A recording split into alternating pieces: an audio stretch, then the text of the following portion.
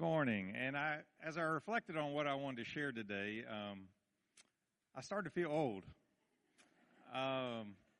Looking back at experiences, looking back at events in my life, and especially in less than a month, I'm going to have a 30th high school reunion. And many of you are looking at me and saying, man, that dude is old. And then there's another demographic that's saying, man, that guy's a baby. So I'm kind of right there. In the interest of time, I think there's lots of things I'd like to share, but I think we don't want this to go longer than my dad's 3-hour joke session. So let's just kind of pick out a couple things. Really, there's two events in my life that really revealed to me the power of prayer. So I want to share with you. And a couple times today, I'll just kind of hit the fast forward button because we'll just go through. So let's fast forward till I'm 17 years old. Senior in high school. And I played athletics. I was a sports guy. And tennis was my best sport. So anyways, it was in the spring, and had a really good tennis team at Blacksburg High School. I'm a townie. And we were prepared to go to state that year. And so anyways, it was a couple days before, I guess it was the night before the region final. And we were playing Marion High School. We had beaten them during the regular season, so we were very confident we were going to beat them, go on to state.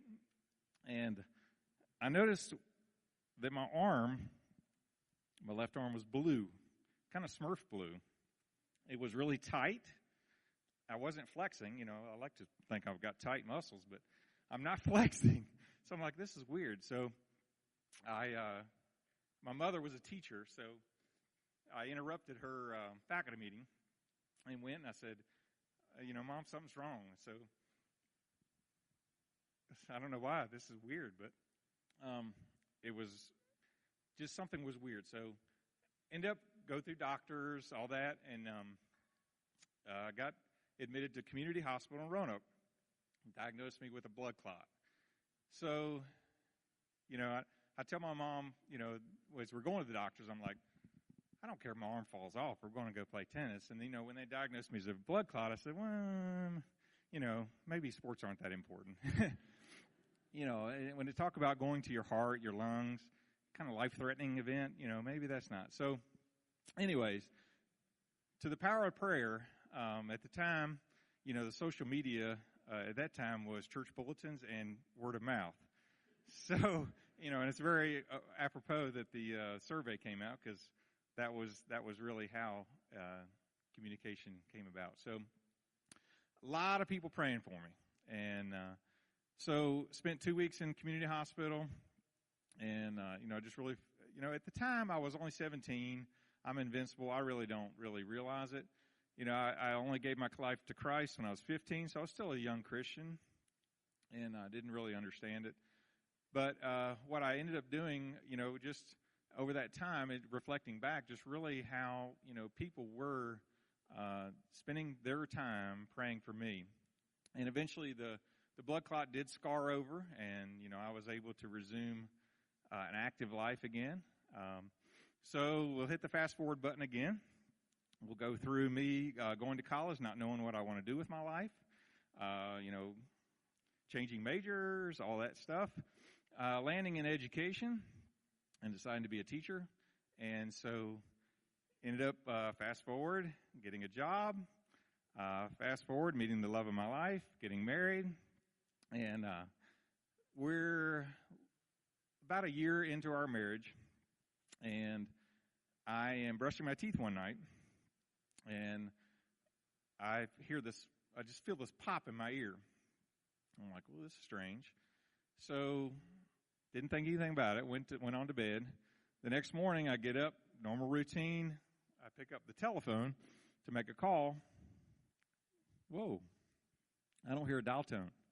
That's weird. So just kind of like, this is kind of strange. So go to a doctor. He says, I think you need to go to an ear, nose, and throat guy. So went to visit him. I'm only 32 years old, pretty young. And basically I had zero hearing in this here, and the doctor said, "You're not getting it back. You're never getting it back." And so, not a life-threatening event, but certainly a life-altering event. I had what's called a sudden sensory neural hearing loss. So basically our bodies have viruses all the time, and they travel wherever in your body. This one happened to go in my ear canal and just damaged my eardrum. So when the ear, nose, and throat guy said, "You're not getting it back, but we'll make an attempt." He wasn't really optimistic.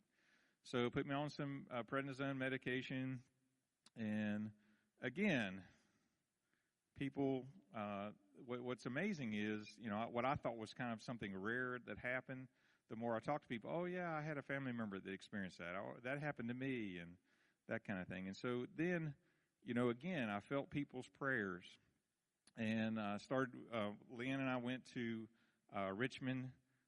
We saw a specialist and the reason why we went there is my body started to respond to the medicine. And so I started, I would have periodic audiologist appointments. And so basically we started to regain my hearing.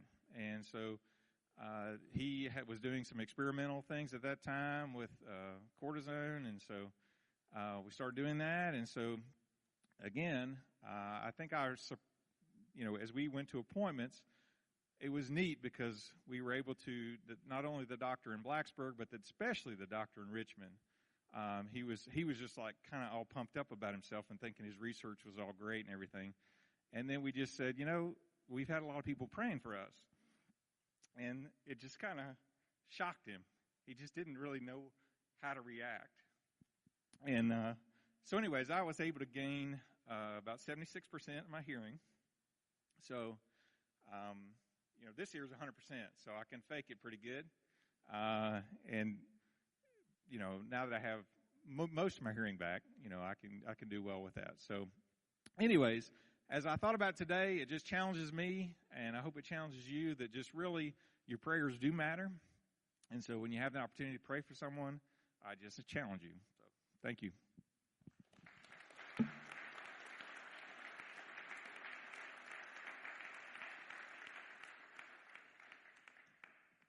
This is my story. This is his story.